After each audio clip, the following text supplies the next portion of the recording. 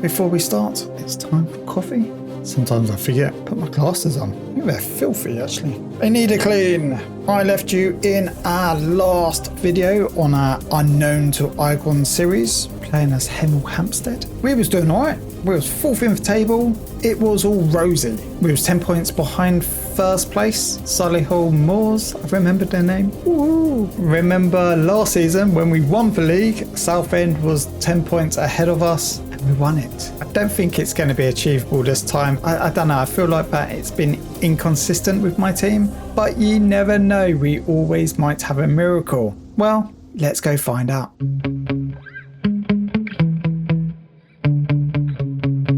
We've just lost 5 games in a row and we're going to our 6th game in a row lost. We lose to Torquay United. We got the lead at start, first half of the game, but Torquay brings it back through Wareham, and in the 89th minute we are playing away. It's going to be hard against Torquay. Loads of space to Lapsell, and it's in the back of the net.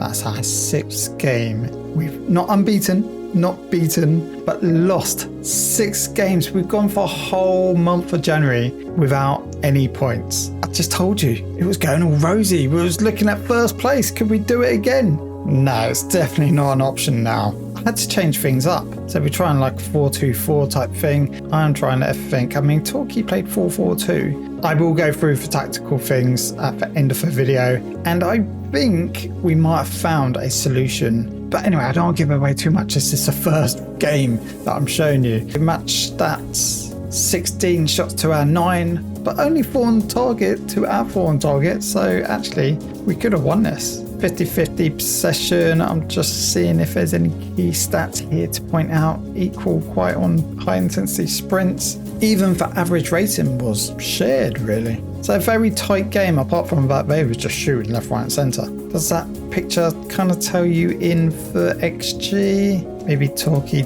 had better XG all the way through, apart from here. That's where they came in back into a game, right? You could see it. Oh no, actually we got it on run of play of expected goals. Again, this is where you need more data than just XG.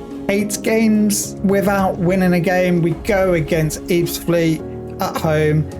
Matthews Lewis, he finds the winner for only goal in the game, and we break that losing streak. So we lost 6 games in a row, then we drew 2, so it was getting better, and then we won. First game for a while. How's it looking? It's not looking good because we had 1 on target, we scored that 1 and we got the win. But actually, was we lucky? Yes, we had the possession. What else did we have? A little bit better on the average rating. Headers 1 was pretty good compared to theirs. Maybe that's what won us the game, who knows? Loads of fouls, and the XG was worse off. Again, paint a picture, we still won the game. We probably played our original tactic with some tweaks, and then I went attacking and put 2 up top. That could work quite well for us. Is that going to be our formation in future? You'll have to wait and see. We go forward a few games, well, I think 5 or 6 games forward. It was a mixed bag of results, I'm not going to lie. Some wins, some draws, some losses. Better than that 6 games without a win, or 8 games should I say. And we go 2-0 behind away against, is this Keltrin, something like that. But anyway, you will see up top we won 5-2, so this is us coming back 2-1. We are in for second half. I've gone all gun-ho. We bring it back 2-2 through Boyce again with a free kick. Crosses in, Johnson, Hanson's back in my team. It's quite funny. Trying out loads of different players, just going, come on, we need to get results. Hammond, we are still in chance with playoffs. What a little chip. What a goal. I think we're floating around at this stage. We have dropped down. I think we're like 6th, 7th now. Matthews Lewis, he started to get for goals for us now as well. He scored 2 in this game. Chadwick 1, Hanson 1, and Hemmings. Even Hemmings has come back into the fray. Hemmings was just literally sitting in my squad doing nothing because he wasn't on a contract, so we don't have to pay him unless we play him. I mean, he's played a 7.7. And as you can see, I've gone to, this is quite an attacking formation, but it is playing 3-5, 3-4-2-1, or you'll say 3 up top. It is very attacking. And VXG tells the story. I started off with a balanced formation and changed it up at half time. I was losing. I thought, you know what, sod it, let's go for it. 5 goals. And it wasn't Kettering, it was Kings Lynn. My bad. I just saw KLT and just thought, yeah, KLT. I would never have thought that was Kings Lynn. Is it Kings Lynn Town? It must be. But that is food for thought for my tactics. I'm proper confusing you now. I think I've shown you 3 tactics, 3 games, and I keep on saying we have got a solution tactic. 2 games left of the season and we had to win this game. We didn't. We lost, unfortunately. We got the first goal. I was getting all excited. I was like, yes, we are still going to challenge for playoffs. Considering our big number season, we was 350 to 1 to obviously win the league. We was bottom. We was expected to come bottom, straight back down. So we've surprised a lot of people. We are doing some good stuff. I've got the lowest sponsorship by a mile. I've got no money coming in. So I'm quite happy, and I've got a feeling because we're in debt and again not much money's coming in unless we're going to get some big sponsorship deal, my wage budget's going to go down. And how am I going to strengthen with less wage budget of what I have now? Loan markets, wheeling, dealing, let's just pray. But I must admit, Hammond now wants to leave, but I put a price up, 300 grand, because that's what his value is. There's a couple other players now he wants to leave as well. For instance, a good one is, I think just before this game, was he even on the bench? No, he's not. Hines is there just after this game, sorry. Turned up late for training. I don't even think he turned up for training. So therefore, he's been relegated to for under 18s. Transfer listed. His contract is up at the end of the season. We will be seeing last time of Hines. So how did this game go? I think we played better. I mean, a lot of red stats are over there, apart from XG. I don't know why XG, if they've got 1.19, we've got 0.98, but they're all white. Don't know how that works out. Just ruins a little flow going on there with colours. But yeah, we had 9 shots to their 5, 6 on target to their 4. We had possession 54%. Again, more high intensity sprints. Their team played better than ours. But then again, they had an extra goal, so that always boosts up the average rating anyway. XG wise, it's a very tight game. I think it was a game for all, but I don't like losing at home. It's win all your home games. It might be some tight games and it's going to be draw against top 6 opposition, and then when you're away, bottom of the table, side of it, from I don't know, 12th and below, you should win in, and then above there, try and get a draw, and if you lose some, you lose some. So I thought I'll do the end of season review a little bit different and utilise Football Manager's review, and we'll just go through it one by one. I've shown you how some of the key games went, but hopefully I can pick out how it all ended for us. New recruits. Who did we have? We had Boyce. Yes, Boyce on loan. Played really, really good. Unfortunately, we lost. I'll try and think of his name. Is he in this list? Do they keep players who was only with us a part-time? No, they don't. That's a shame, because at the end of the day, he's a player that we signed in, but they don't keep him. Unless they're there all season, maybe. I don't know. Or until the end of the season. But anyway, he was on our left wing. He was Reece something. He was playing for Bournemouth, got him from loan on Bournemouth. And he was playing really well. He was playing like 7.15 or something like that. He was getting for assists. Really, really good. Getting some goals as well. So we brought in Kyle Boyce from MK Dons. Might even had him before, and he might have been playing on my right side. Oh no, didn't I bring him as a left back? And then he got the opportunity to go up. But anyway, he was our best signing, 9 goals, 6 assists, and played a 6.98. And then didn't really give Malanga from Brighton and Nabizada 2 strikers, because at the end of the day, I loaned out Akupuku, and our other striker just wasn't forming. So I was like, you know what, for risk, I just can't go through it. Fair enough, at 18 years old, but I got them both for nothing. They both got a goal. I mean, 1 in 1, and played 5 off the bench, 1 and got a goal. So can't complain at that. End of the day, there was 3. And then we had Jaden Reed. He just didn't Yeah, he wasn't that great. Again, just bodies and probably a non-contractor, if I remember rightly. Then we've got Miles Kenlock.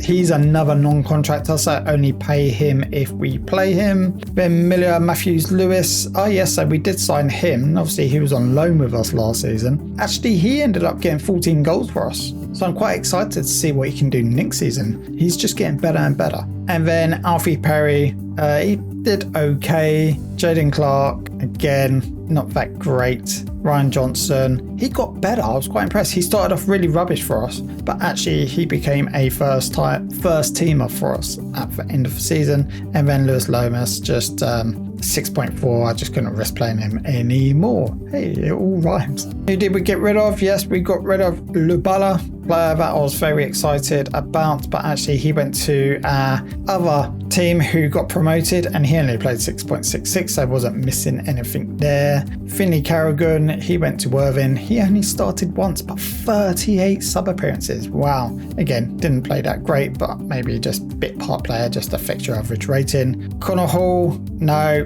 he was just not good enough. I think I actually released Connor Hall at end of season not long ago, just went by, don't need you. He was a non-contractor, never played him. And then Lawrence Elbow, who was a goalkeeper, and he was pretty poor. Loans out, so we loaned out Doopa, as I've already said. He actually did all right at Waffa. 6 goals, 12, and played a 7.31. So him and Matthew Lewis, I think is his name, they will be my main strikers going forward, unless I do have some sort of budget that I can bring in another striker. And then Camille Wilson will also come back to our team after experiencing a season out at Hereford. A season to remember. The Tudors were one of the competition's surprise packages, consistently defying expectations and owing largely to an impressive spell of form between August and September. Oh yeah, yes, I will I will definitely show you the table first half and second half once we've run through this, because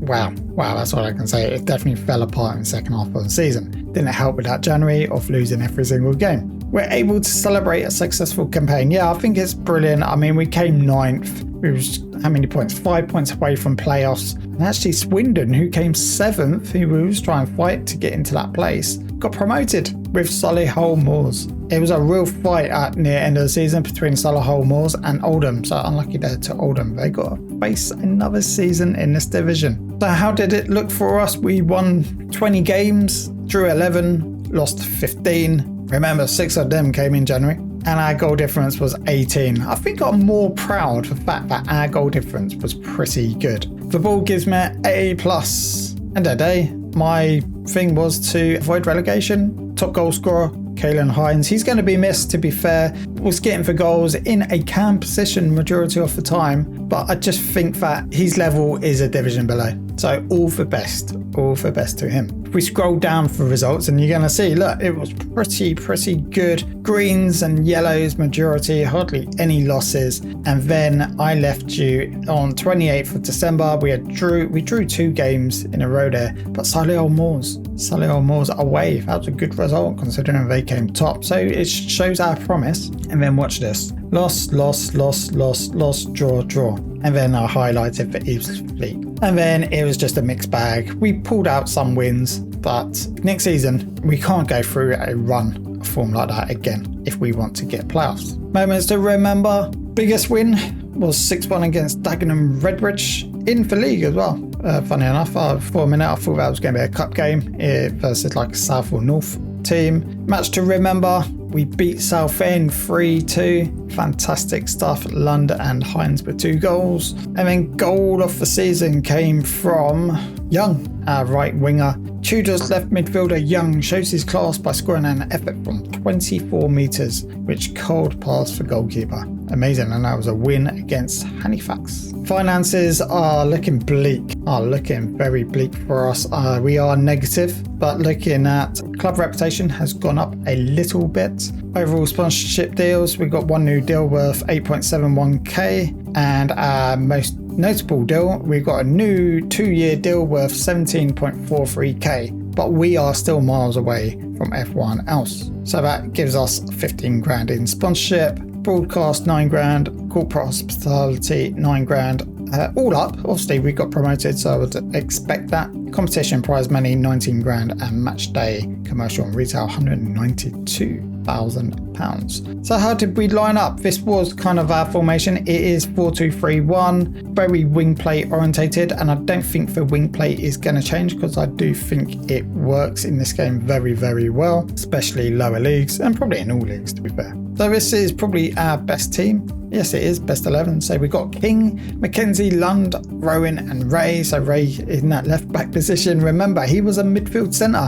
when we took over this team and we've converted him. And sometimes we even play him as an attacking midfield left. And actually, he surprises me every time I play him in those type of roles. Then obviously for usual, Hammond and Richards. Richards, we're getting him to play in a much different role at the moment in our new tactic, and Hammond actually going into more of a cam position, with Hines kind of dropping out of that now as he's going to leave us, and then Boyce on the left and Young on the right, with Matthews Lewis up top. Last season I got manager of the season and I came runners up in this season as well. So Solihull Moore's manager won it and I came runners up. Just shows how well we have done. Fans player of season, Oliver Hammond. Young player of season, Young. He's only 23 years old. He does want to leave though. But if someone offers me some good money which gets us out of debt, I'll be more than happy to take it. End of the day, it's only a player can be replaced, especially down this level.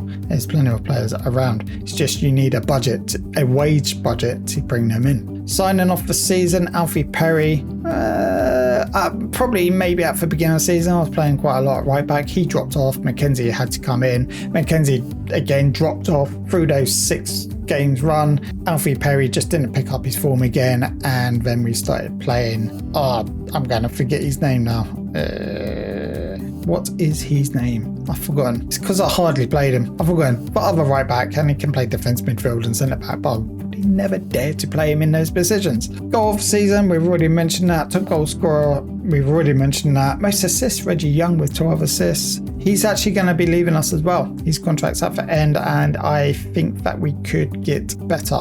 Could be a risk there because he has done well for us. History and for making your hard work and effort paid off on the pitch, and such a feat didn't go unrewarded at our end of season award ceremony. Yes, we did have a great first half of the season, and I will probably get to that in a minute. Just reading this, 5 big names, no big price. Doopa showed an eye for grabbing for headlines with the signing of 5 high-profile players on freeze. Ken Locke, Lewis Lamas, okay, that's fine. A team can only take so many L's until it moves quickly from tragedy to comedy. The 5 HEMEL HEMPSTEAD succumbed to in a row marked a new look away now. Okay, yeah, I get it. Any HEMEL HEMPSTEAD supporters who decided to leave before the end of the side's Vanarama National win over Attricum will never regret missing the 98th minute goal that brought them victory. Nice. I like these. Oh yeah, and I've played 100 games as well back in September. I'm not going to go through all of them. I just want to read out some. I think it's very, very cool. Just to finish the video, I do want to run through a couple of things. The league split, first half and second half of the season, and then I'll show you what tactics I'm looking to employ next season. And I have taken inspiration from another content creator. Now, I don't know if it's their tactics or not, but I've watched a video, I liked it, and I took it and then put my own stance on it because I like it now. I like making tweaks, but I've kept the core, so I will mention them in the comment section below. Go check them out. So first half of the season, we was 4th. I think that's when I left you as well. 4th in the table. We was 10 points away from Solihull Moors. And how far out was we from playoffs? 1, 2, 3, 4, 5, 6, 7. So York was on 38, 35. So we have 9 points clear of being in playoffs. 10 points away from top, so we were sitting pretty, and then this happened down here. Look at this. Let's follow this across. 7 wins or 6 draws, 10 losses. and our goal difference was 1. Got 27 points. Yeah. To be fair, I'm still proud that we got +1. Look at the teams around us: -9, -5, -1, 0, 0, -4, -1, 1. So still got promise. It just fell apart. So this is the tactics I'm looking to use next season. We do have our original tactics, which are here. So this is what I started the season with, and this is what I ended the season with. So don't forget, first half of the season we was doing well, but something happened. I don't want to use excuses, and I didn't want to bring it up, but it's just clicked in my mind. Something happened to Football Manager. So in Steam couldn't find Football Manager. It was still installed in my computer, but it wouldn't run because it couldn't find Steam, and you have to have Steam running or something like that. So anyway, did I uninstall? I think I just reinstalled it through Steam, and that's when we went on this really bad run. So it seems like all the data of that we was building, of all good stuff that we was building for our team, just got erased and went, well, actually you're starting from 0, and it just affected my team. We got there in the end, and maybe I could have stuck through it and we would have done okay, and maybe it would have been the same result by keeping this formation. But I went through so many changes. You know, you just can't sit there and accept being losing game after game. You just can't sit there, right? You have to make changes. It's just not good for us. And I think I even got a comment going, Doopa doesn't change anything, from supporters or from the media, one or the two. And it was frustrating. I was like, okay, I've looked at the meta of the game, I've built something around that, and then I was like, okay, what's the meta for non-league? And I was like, what's people doing? And there's so many variations of what people are doing, and I don't think anyone quite knows, and different things are working for different people. But I did like this 4-1-4-1 formation. It's just very attacking. I've put my own stance on it. I think the one I've taken from content creator was very similar to this, but I've gone for this. Gone for the fact that we're playing an inverted wing on this side and an inverted fullback on this side. So it gives a movement down in my defense to create back three for when Ray wants to go forward. And plus, a reason why I don't want both fullbacks going forward is because we don't have that 2 defensive midfielders or even 2 centre midfielders protecting our defenders. So by having a back three at all times, it's just going to provide us that. But even if Ray doesn't go forward, Mackenzie's going to be there, and that means that's going to be a consistent back 4. It depends how the game goes, but if Ray gets a chance and moves forward, he's going to get up, and then our inverted wing is going to give him that space, and here go overlap over there and get crosses in. I don't think he'd go too far. He'll probably move in. Ray's going to get about there and try and whip ball in or get the ball to our playmaker. Whereas on the other side of the pitch, you've got the width in Clark. No support with Mackenzie, but Clark knows that he can power through up through this, and then he will have Chadwick looking in where our inverted winger would be looking at going, and then again you've got Hammond in a